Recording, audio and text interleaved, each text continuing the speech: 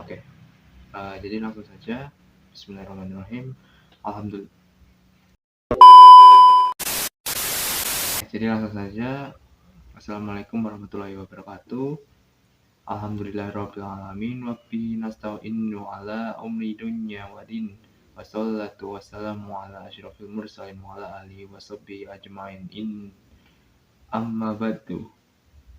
Segala puji bagi Allah Tuhan semesta alam, dan kepadanya kita meminta pertolongan atas segala urusan dunia dan agama.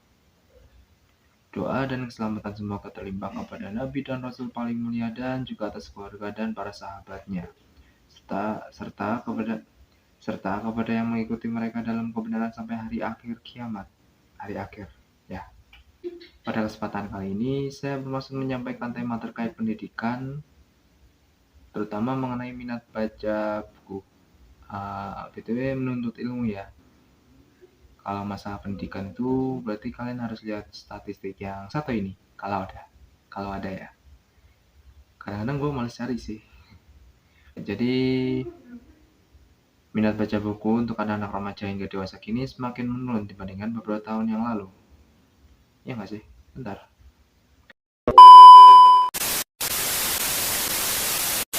Minat baca buku anak-anak remaja hingga dewasa kini semakin menurun dibandingkan beberapa tahun yang lalu.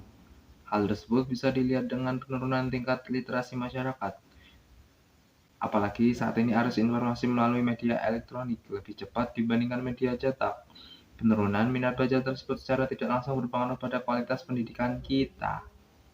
Sangat berpengaruh. Fenomena yang terjadi terkait minat seseorang, terutama siswa, bukan tanpa sebab, merupakan hal yang lumrah. Jika siswa sekolah menengah membawa ponsel apaan ya? Ponsel apaan guys? Ponsel apaan? Ya nanti kalian cari ya. Kita juga tidak dapat mengontrol penuh aplikasi apa saja yang ada di dalamnya. Hampir sebagian besar waktu siswa dihabiskan untuk berselancar di media sosial dan berkomunikasi bersama teman-temannya. Sisanya waktu dihabiskan untuk mengerjakan PR ataupun tugas sekolah lainnya. Siswa pun kesulitan menyisihkan waktu untuk membaca buku lain di luar buku pelajaran. Padahal diperlukan pengetahuan tambahan di luar sekolah. Siswa agar siswa mampu bersaing setelah lulus nanti. Kita tidak dapat memungkiri bahwa informasi lebih cepat beredar melalui media elektronik. Namun alangkah baiknya jika kita lebih tegas pada diri sendiri dengan memantau hal-hal penting yang ada di ponsel. Memanfaatkan aplikasi baca buku atau langganan buku online bisa menjadi salah satu alternatif. Jangan sampai penurunan berkualitas pendidikan karena minat baca rendah justru disebabkan kita sendiri yang tidak siap dengan kemajuan teknologi.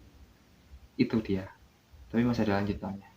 Oke, hal ini sudah dijelaskan pada ayat surat Al-Mujadalah yang berbunyi, ya ayyuhalladzina amanu idza qila lakum tafashu fil majalisi fafsahu yafshahillahu lakum wa idza qila fanshuzu yarfa'illahu zina amanu minkum wala zina utul ilma darajat wallahu bima tamallanu khabir. Artinya, wahai orang-orang yang beriman, apabila dikatakan kepadamu, berilah kelapangan di dalam majelis-majelis, maka lapanglah, niscaya Allah akan memberikan kelapangan untukmu. Dan apabila dikatakan berdirilah kamu, maka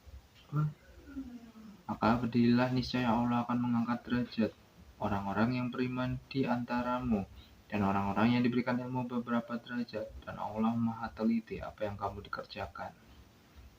Dijelaskan bahwa keutamaan dari orang yang sukarela menuntut ilmu itu baik itu ilmu dunia maupun ilmu akhirat. Nah, mengapa dengan menuntut ilmu Allah memberikan banyak manfaat dari keutamaan bagi hambanya?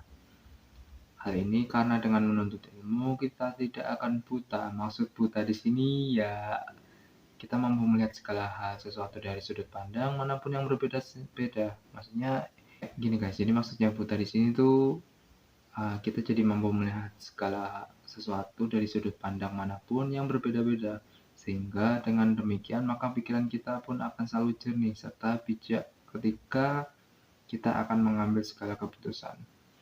Contohnya sejak kecil kita disekolahkan oleh orang tua kita sehingga kita memiliki kemampuan untuk membaca, berhitung, menulis, menganalisa, bahkan mempelajari beragam ilmu-ilmu akademik maupun terapan seperti matematika, biologi, pendidikan agama, dan lain sebagainya.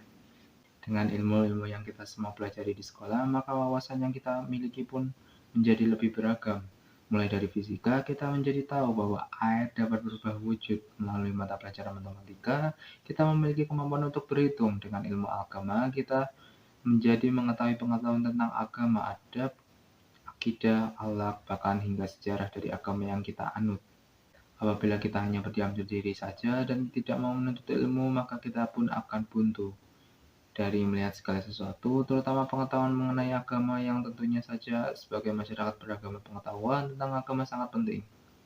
Itulah keutamaan dari menuntut ilmu dan manfaat yang dapat manusia peroleh. Allah memberikan setiap manusia maupun hewan otak, akan tetapi yang membedakan manusia dan hewan adalah akalnya.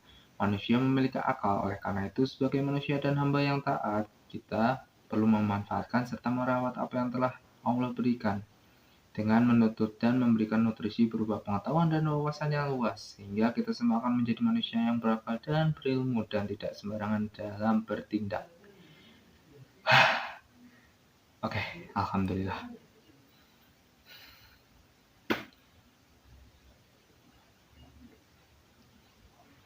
Nggak tahu ya, nanti semoga editornya bisa ngedit ya.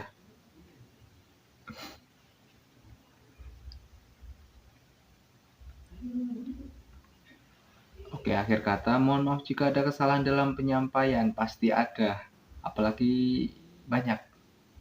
Jadi ya maafin lah, namanya juga belajar gitu kan. Terima kasih bagi kalian yang sudah menonton. Wassalamualaikum warahmatullahi wabarakatuh. Jangan lupa untuk klik subscribe dan like-nya, atau dislike juga nggak apa-apa, karena ini ya bukan konten utama aku kok. Ya, ya, ya, makasih. Ya, semoga dinilai, ya kan Pak, Pak, dinilai kan Pak yang bagus saja.